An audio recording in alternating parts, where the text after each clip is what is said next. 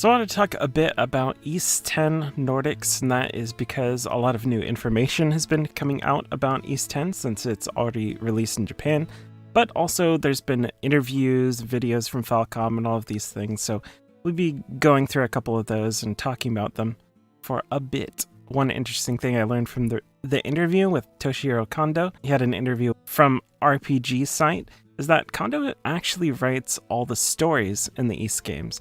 And he's done that for the last 3 big entries, so Ys 8, 9, and now 10. And they've also swapped engines in order to streamline their development process. So what that means for Ys 10 is that it will be on the same engine that Trails Through Daybreak uses. So if you've already played Trails Through Daybreak, you can kind of get an idea of what the game will look like and how it'll play. But obviously it's Ys, so it'll be a little bit different than that, right?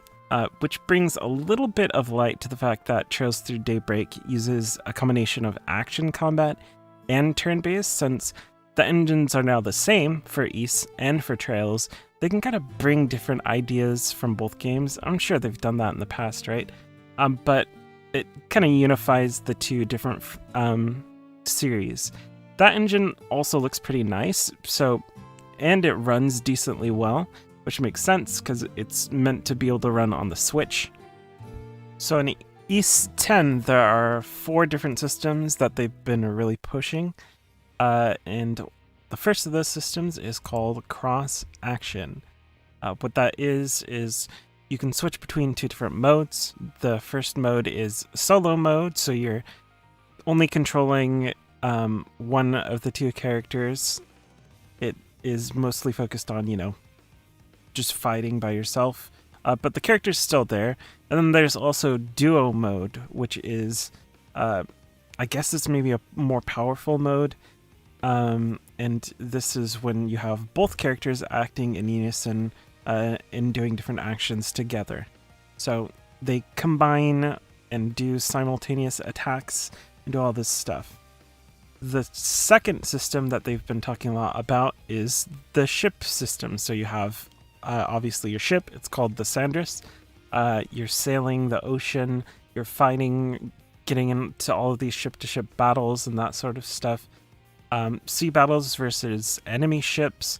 You can also find merchant ships, and there's even an entire crew system that you'll be going through, so I'm guessing you'll be finding your crew, adding to that as you go through.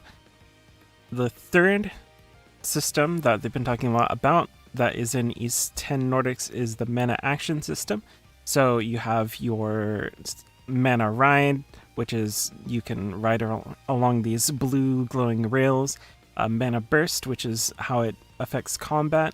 Then you also have mana sense, so you'll be able to sense things. It looks almost like a Witcher vision sort of thing. A lot of newer games have adopted that, and makes sense. It lets you highlight different items, find hidden items, all of that sort of stuff. And another system that is in Ys X, but it's actually also been in other Ys games, is fishing.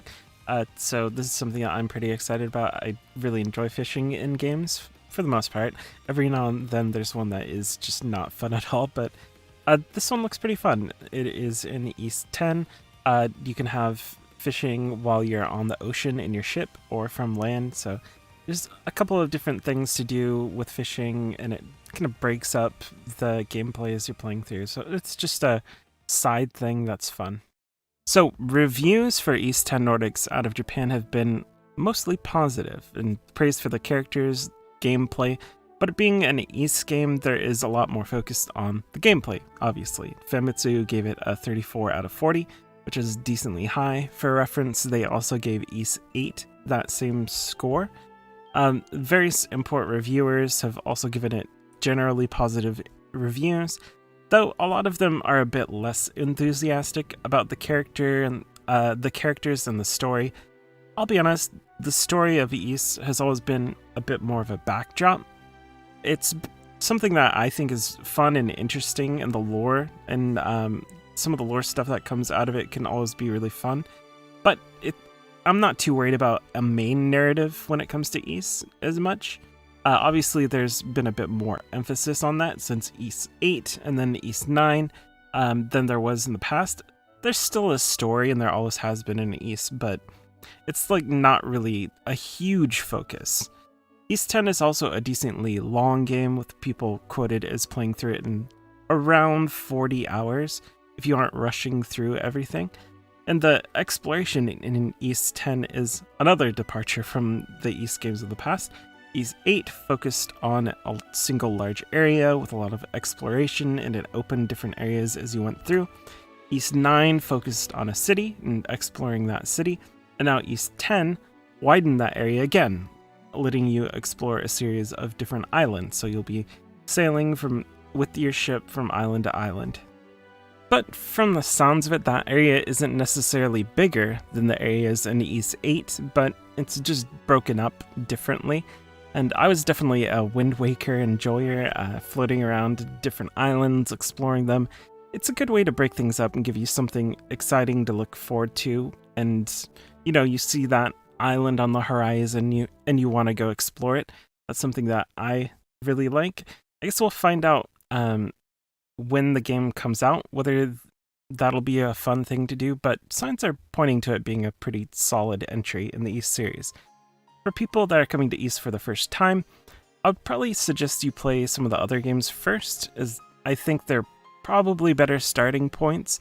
The games that I would point people towards would be like Ys Oath and Felghana, which is getting a remastered version in early 2025, or Ys 8, because it's not only a very good Ys game, but it's kind of served as the template for Ys 9 and 10.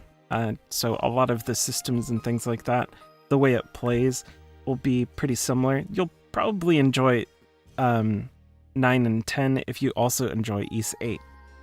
But regardless of where you choose to start, there really aren't any Ys games that I've played that are just not good, and I've played a ton of them.